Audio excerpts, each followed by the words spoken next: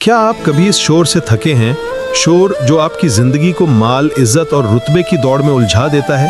तो ठहरिए, क्योंकि आज हम मौलाना रूमी के एक ऐसे ताकतवर पैगाम का राज खोलेंगे जो आपके अंदर की आवाज़ों को खामोश करने का तरीका बताता है। ये वो पैगाम है जिसे सुनकर आप दुनिया को नहीं बल्कि अपने आप को जीत सकते हैं।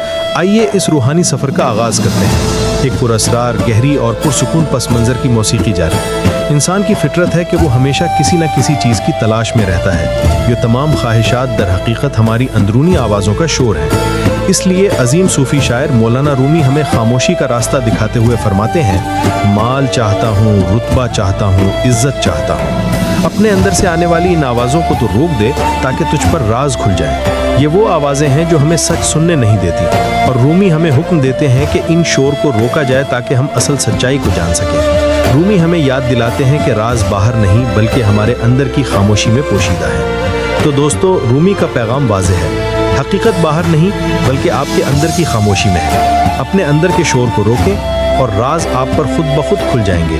आपका इस पैगाम के बारे में क्या ख्याल है? कमेंट्स में ज़रूर बताएं।